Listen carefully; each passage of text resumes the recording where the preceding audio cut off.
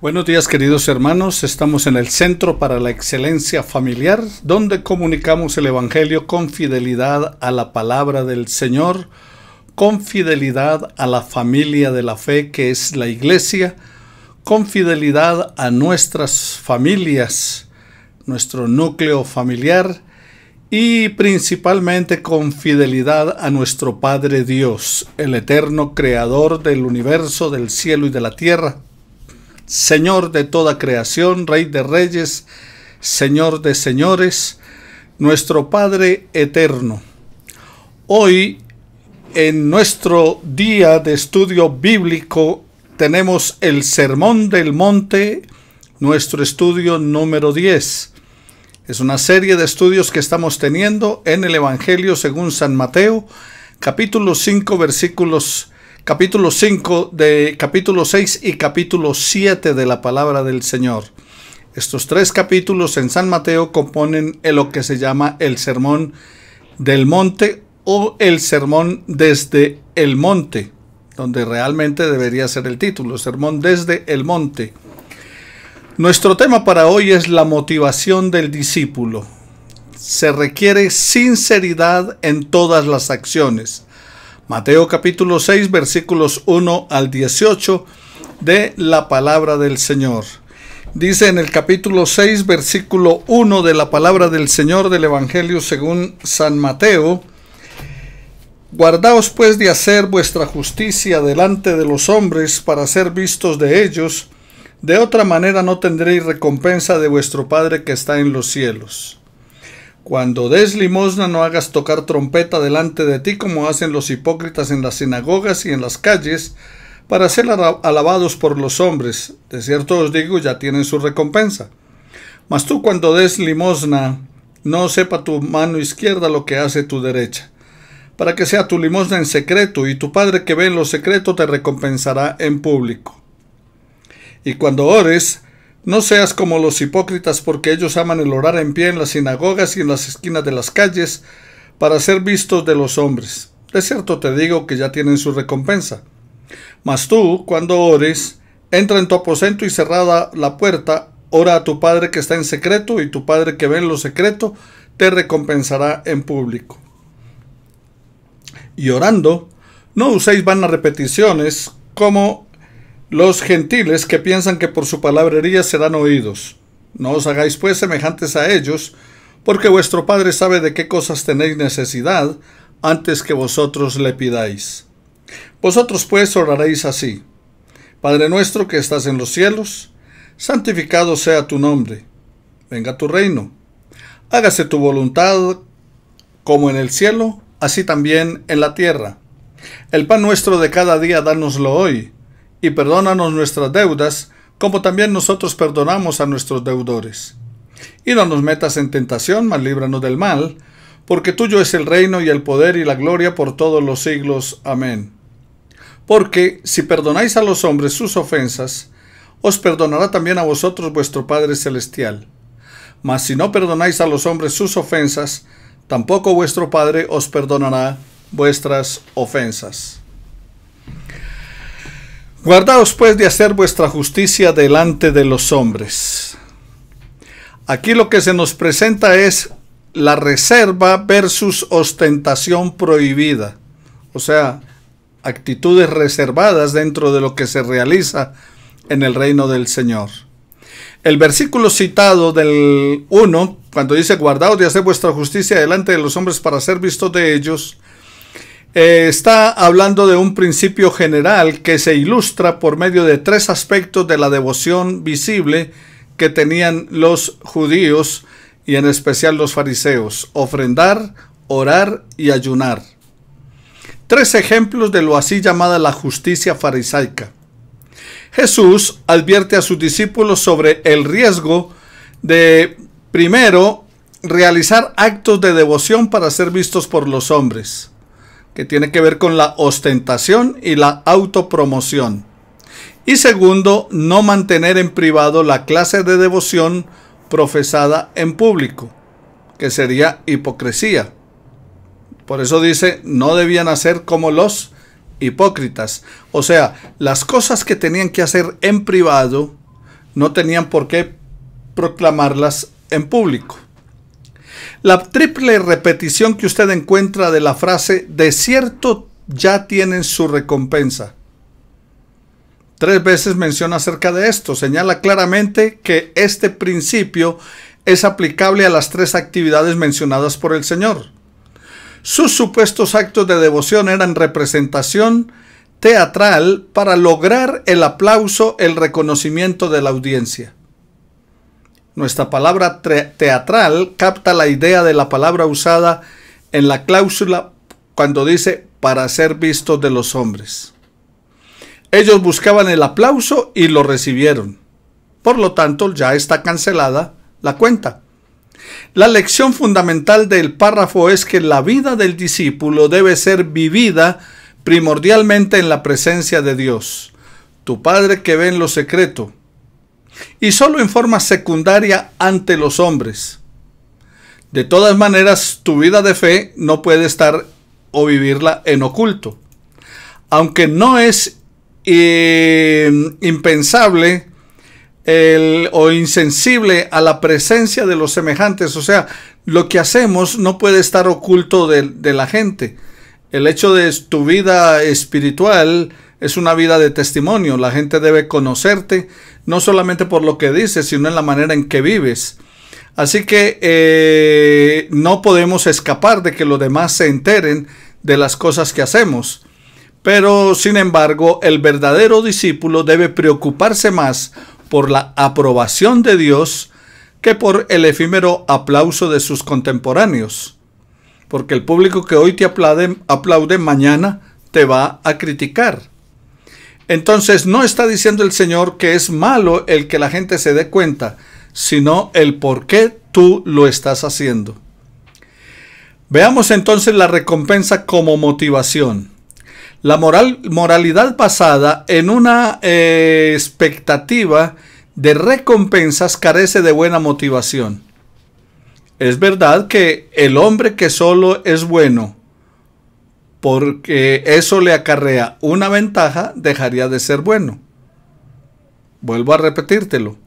El hombre que solo es bueno porque eso le acarrea alguna ventaja, deja de ser bueno. O sea, cuando haces cosas buenas solo para que te vean.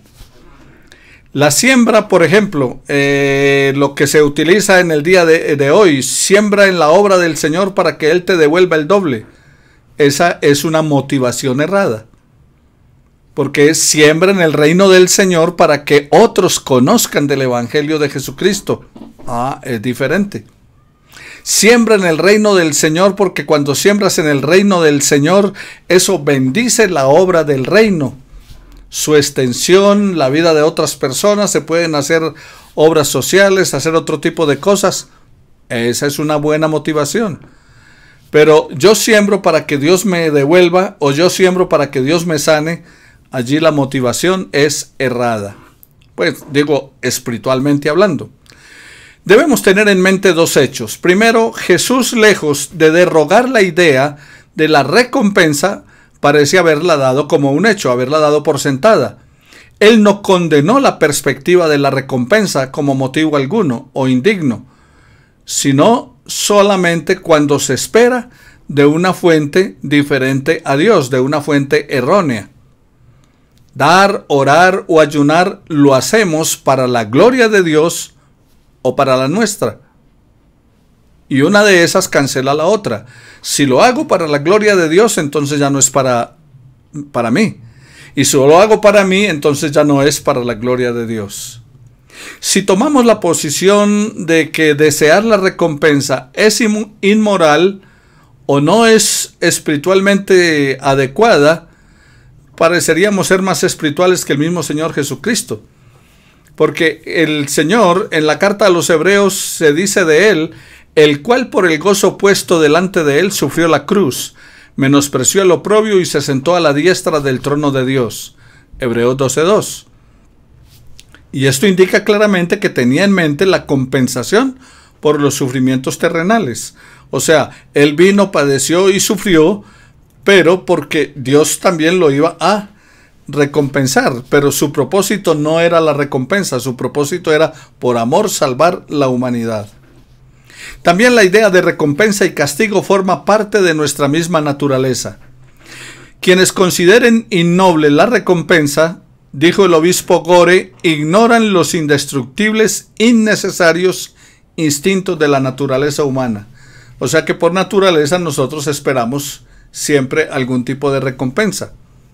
No podemos separar el amor de Dios del deseo de hallar nuestra felicidad en Dios, claramente. Esta es parte de la personalidad que es inseparable. Debemos entonces, hermanos queridos, ustedes y yo, anhelar satisfacción, reconocimiento y aprobación. Pero tenemos que buscarlo en la forma correcta, de parte de Dios. Como dice Santiago 4:10, humíllense en la presencia del Señor y Él los exaltará cuando fuere tiempo. O sea, ¿de quién busquemos la exaltación? De Dios, no de los hombres. La naturaleza de las recompensas que Dios imparte a sus hijos es espiritual, pero igualmente no excluye que hayan bendiciones materiales. Para aquellos que anhelan recibir alabanzas de los hombres, la recompensa que Dios ofrece les va a resultar poco atractiva. Solo el hombre espiritual las puede apreciar. Como dice 1 Corintios capítulo 2 versículo 14, el hombre natural no percibe las cosas espirituales y no las puede entender porque se han de discernir espiritualmente. Queridos hermanos, una vida santa tiene su propia recompensa en el presente. Al tomar conciencia de la aprobación divina, la conducta siempre será recompensada de acuerdo con el motivo que la inspira. El verdadero criterio del valor eterno de un acto está en la calidad del motivo que lo impulsa.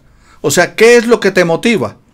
Cuando Caín y Abel fueron a ofrecer ofrendas al altar, el problema fue la motivación, no lo que llevaron, no el acto en sí, sino lo que motivó, la intención del corazón.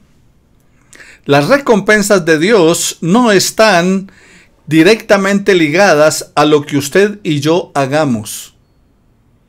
O sea, no es porque tú hagas algo que entonces Dios te recompensa. No se puede obtener por ningún logro humano.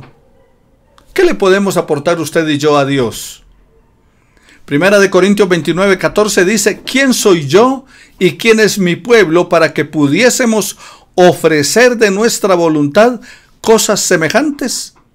Porque todo es tuyo, y lo recibido de tu mano te damos. En otras palabras, lo que nosotros le damos a Dios, lo hemos recibido de Él. Entonces, no le estamos aportando nada a Dios. Cada una de las tres manifestaciones visibles de la devoción del hombre, ofrendar, orar y ayunar, son sumamente susceptibles de ser realizadas con motivaciones inadecuadas, con motivaciones indignas.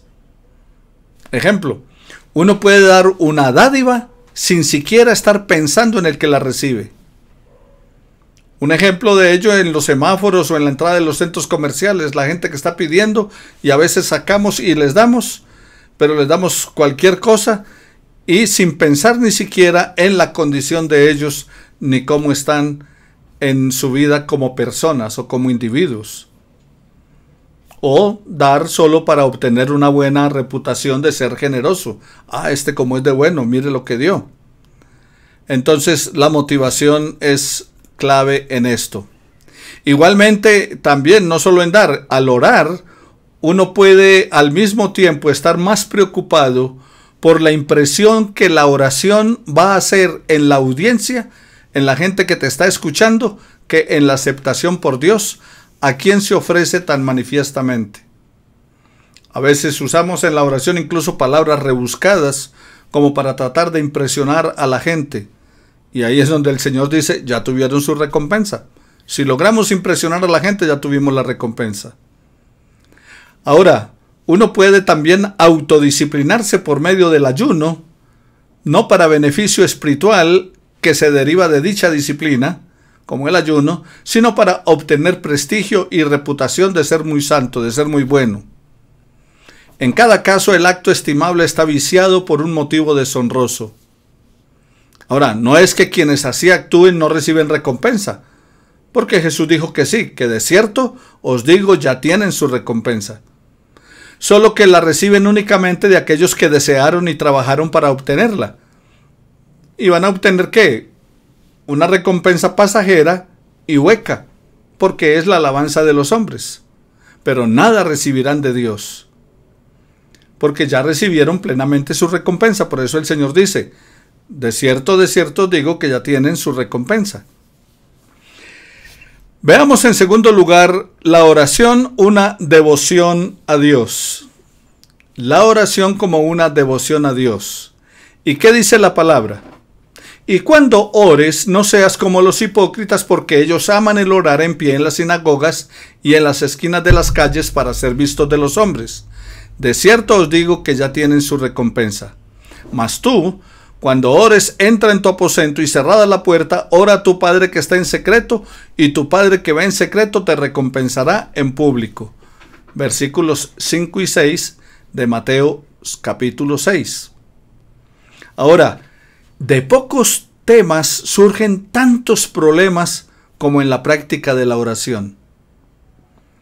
Ahora, es algo paradójico que algo tan simple como la oración, que es la forma más sencilla del lenguaje, que aún los labios infantiles pueden balbucear, y a la vez también la más sublime expresión que llega hasta la majestad de las alturas, a nuestro Padre Dios. La oración es tan apropiada en los labios de un niño como en los de un anciano filósofo. Es la exclamación de un momento y la actitud de toda una vida. La oración es, por lo tanto, la sumisión y a la vez una insistencia inoportuna, como el caso que presenta el Señor Jesús de la viuda en Lucas 18. También la oración puede estar enfocada en un solo objetivo o rondar todo el mundo. Como cuando usted dice, oramos por Julano, como cuando estábamos orando por Marcos, el primo de Arturo, que gracias a Dios está mejorando. Entonces damos gracias a Dios y a sus oraciones. Glorificamos el nombre de nuestro Dios y muchas gracias, queridos hermanos, por habernos apoyado en estas oraciones. Entonces, oramos por la vida de Marcos, pero también puede abarcar el mundo cuando oramos al Señor. Dios, salva al mundo de este COVID. Entonces, la oración puede ser algo pequeño, un solo objetivo o rondar todo el mundo. Pero también la oración puede ser una confesión humillante y a la vez una adoración espaciada. Como cuando vamos a pedir perdón por el pecado y como cuando glorificamos el nombre de nuestro Dios y decimos que Él es maravilloso. La realidad bíblica es que ni siquiera sabemos cómo pedir, nos dice la palabra. Romanos capítulo 8, versículos 26 al 27, capítulo 8, versículos 26 y 27. ¿Qué hemos de pedir como conviene? No lo sabemos. Entonces, igualmente tampoco sabemos orar. Por eso debemos decirle al Señor como le dijeron sus discípulos, enséñanos a orar. Debido, mis queridos hermanos, a que la oración es un elemento tan vital, tan crucial, tan importante en la vida de cada creyente, nuestro Señor trató extensamente y también intensamente el énfasis sobre los aspectos negativos y los aspectos positivos de la oración. Primero comienza con el principio que gobierna la oración y luego entonces da un patrón sobre el cual sus discípulos debían modelar las oraciones. Más adelante en el mismo sermón del monte vuelve a tocar el tema de la oración. Y aquí toma como ejemplo a los hipócritas y a los gentiles. Jesús enseñó cómo no se debe orar. Oraciones de los hipócritas, o sea, las oraciones de los fariseos y de otros como ellos. Al hipócrita se le consideraba el actor de comedia, o sea, la mascarada, como el que trabaja en la obra de teatro representando otro papel. Al hipócrita le gustaba orar en los lugares donde la gente podía o donde él podía ser visto por mucha gente, asegurarse una buena audiencia que observara su devoción, su consagración.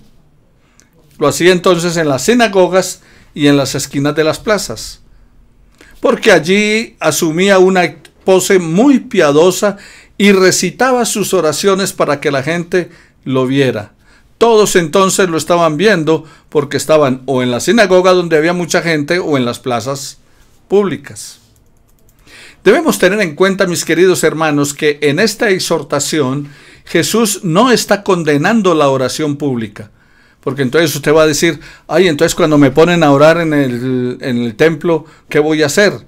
Y entonces cuando me piden que ore por alguien, entonces ¿qué voy a hacer? No, el Señor no está condenando la oración pública, sino la oración privada que usted debe hacer, y en vez de hacerla allí en su casa, en búsqueda de la presencia de Dios, espera a que lo vean los demás para poder comenzar a orar.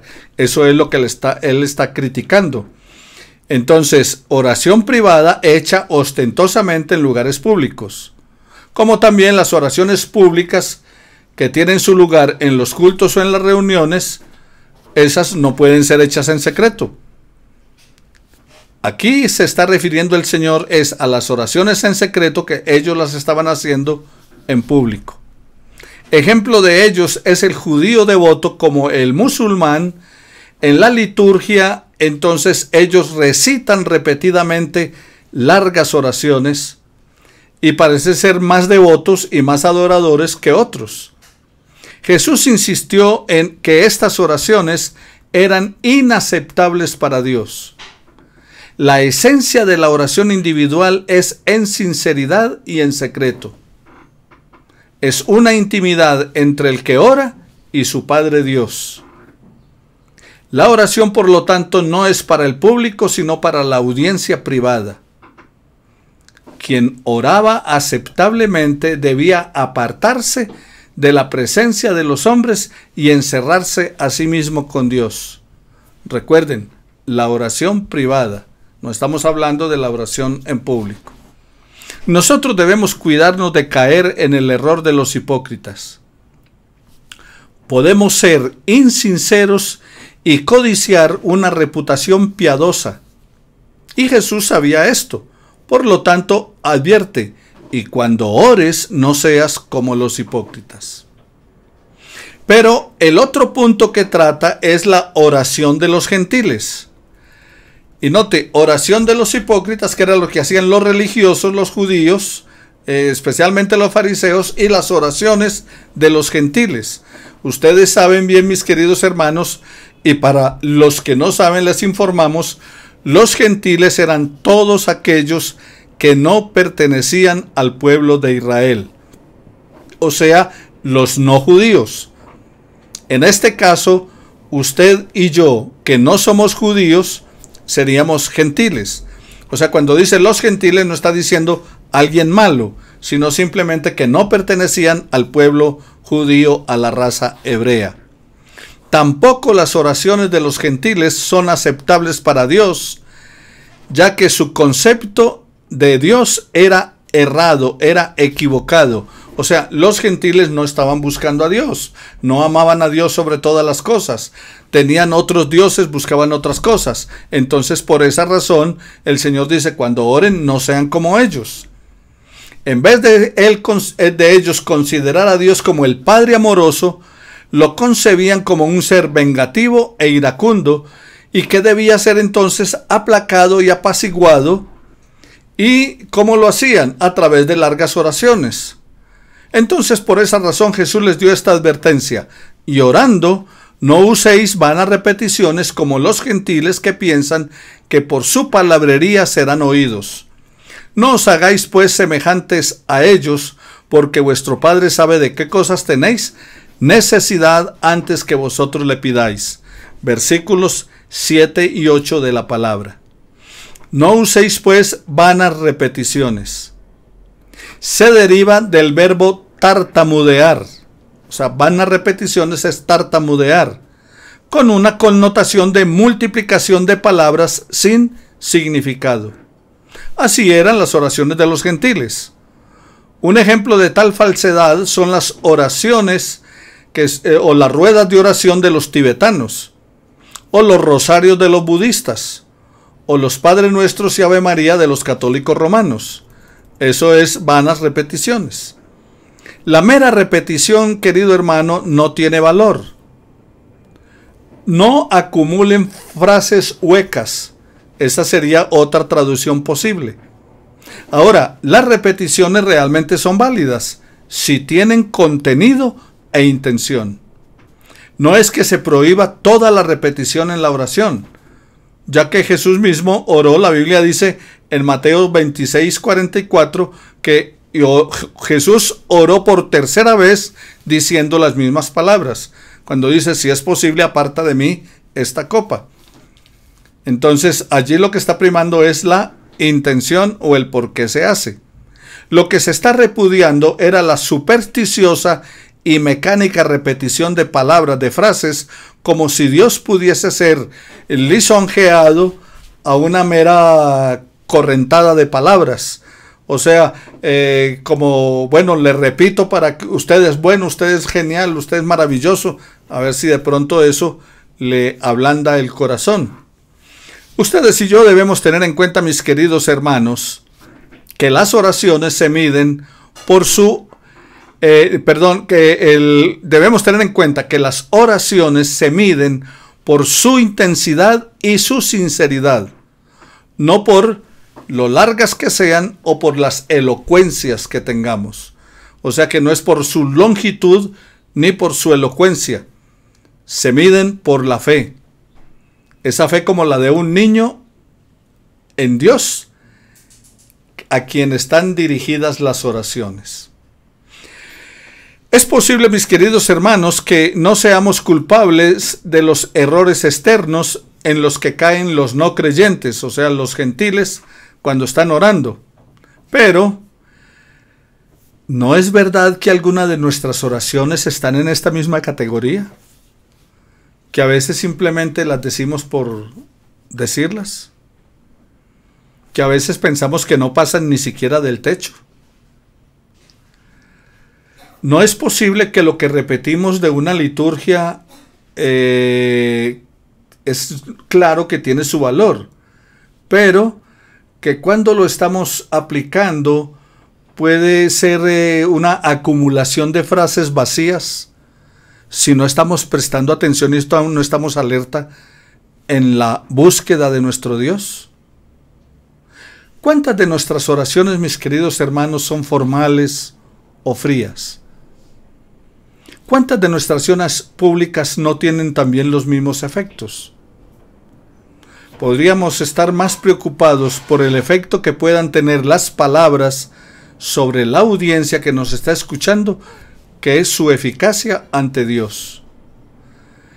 Y Jesús nos dice: no os hagáis pues semejantes a ellos. Ese fue el consejo de nuestro Maestro. Algo para tener en cuenta en nuestras oraciones: el propósito de la oración no es informar a Dios, porque Él dice en la palabra: porque vuestro Padre sabe de qué cosas tenéis necesidad antes que vosotros le pidáis. O sea que nosotros no estamos, no trate de en la oración tratar de informar a Dios, porque Dios ya sabe, ya conoce. Sin embargo, notemos que Él mismo dijo que sobre esto, en cuanto a lo que dijo en el Sermón del Monte, pero después Él dijo: pedid y se os dará, buscad y hallaréis, llamad y se os abrirá. O sea, para Él no había incongruencia en estas dos declaraciones. O sea, no es que le estemos informando a Dios, es lo que Dios quiere es que le pidamos a Él, no que le informemos. Señor, mira, es que no tengo dinero. Él sabe que no tengo dinero. Señor, como tu palabra dice, Él sabe lo que dice la palabra, porque Él fue el que la inspiró. Él fue el que dio la orden de escribirla. Ahora, sin embargo, Él quiere que oremos conforme a su palabra y quiere que le pidamos, aunque sabe que necesitamos. ¿Pero por qué razón? Veamos, un padre terrenal conoce las necesidades de los hijos a veces mejor que ellos mismos. Incluso planificamos para satisfacer la necesidad que ellos tienen de la mejor manera posible. Sin embargo, ¿no es verdad que les enseñamos a pedir las cosas? No pensando en nosotros mismos como padres, sino para que ellos aprendan a ser corteses, agradecidos y considerados. El hogar donde no se solicita nada ni se agradece a otros por lo recibido no es un lugar muy atractivo donde vivir. El obispo Gore dijo: la respuesta es muy simple. Es que Dios es nuestro Padre y desea que adquiramos el hábito de una interrelación consciente con Él.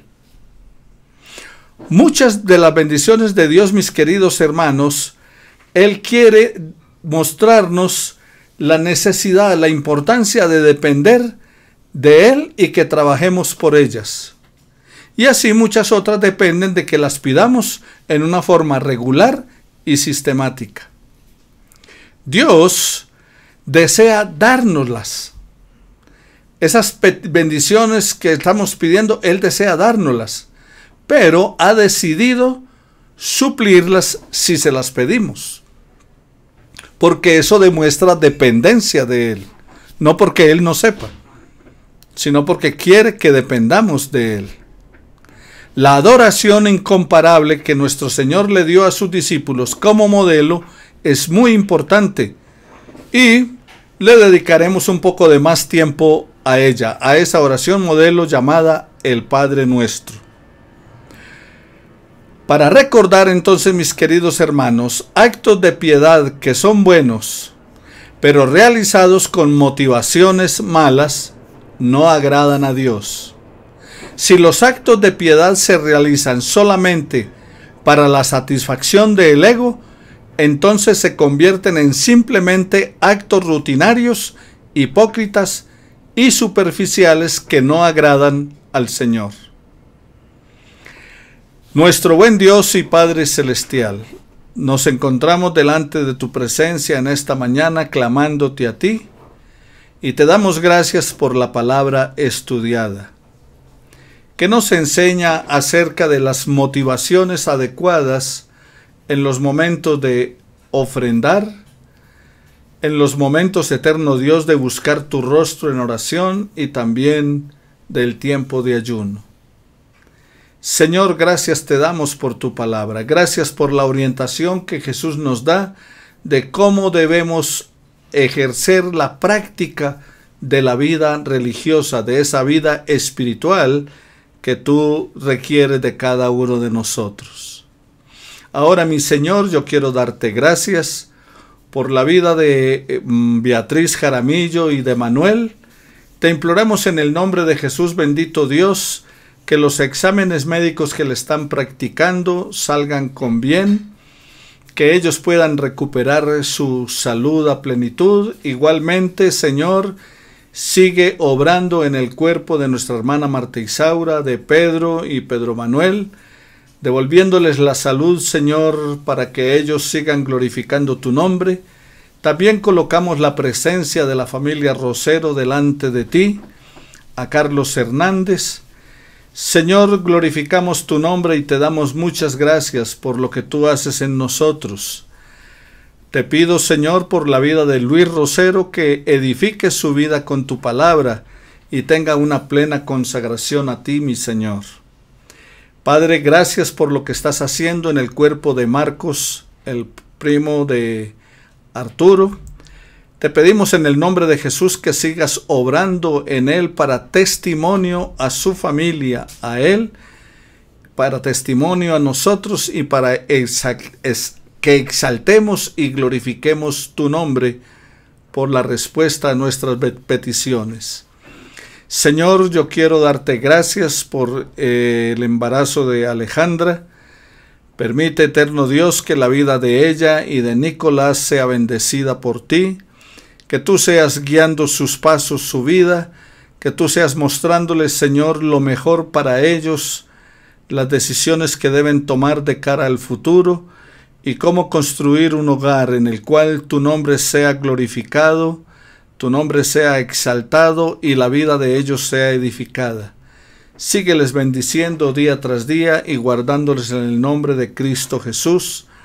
También, Señor, te imploramos que sigas bendiciendo la vida de Miriam, la vida de Diana, que seas fortaleciéndoles y guardándoles. Gracias, eterno Padre, por habernos protegido durante este tiempo, por haber guardado nuestra salud. Gracias, eterno Dios, porque no escuchamos de ninguno de nuestros hermanos del Centro para la Excelencia Familiar con algún problema físico, ocasionados por causa del COVID. Señor, sigue cubriendo la vida de nuestros hermanos, guardándoles. Bendice la vida de William, la vida de sus hijos, de su esposa. Permite, eterno Padre, que tengan buenos contratos y puedan cumplir, oh Dios, con sus expectativas y propósitos de cara a su futuro inmediato. Guárdales en Cristo Jesús. Gracias por bendecirles a ellos con los equipos necesarios y adecuados para la transmisión de tu palabra y que pueda llegar, Señor, a la vida de mucha más gente. Dios, te doy muchas gracias, Señor, por la vida de mi hermano Guillermo, de su esposa Berta y de sus hijos, también de Juan. Te pido, Señor, tu bendición para él y su esposa Natalia. Que les ayudes, eterno Padre, en sus proyectos futuros. Sobre todo, oh Dios, que puedan caminar de tu mano día tras día. Gracias te damos en el nombre de Cristo Jesús nuestro Señor. Y si hay algún otro hermano que tenga alguna necesidad o esté pasando por alguna situación que necesite de tu intervención, eterno Padre, tú le conoces, sabes de qué necesidad tiene, sé obrando en ellos conforme a tu propósito. Mientras tanto, te agradecemos tu favor y cuidado en el nombre de Cristo Jesús. Amén y amén.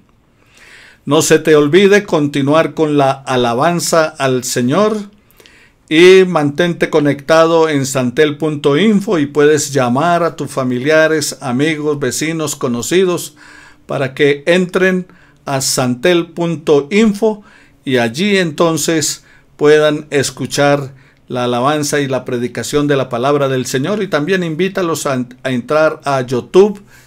En YouTube, Centro para la Excelencia Familiar, vas a encontrar también estudios de la palabra del Señor para casi cada día de la semana y también la predicación y el estudio de la palabra del Señor. Bendiciones para todos. Continuamos en el servicio.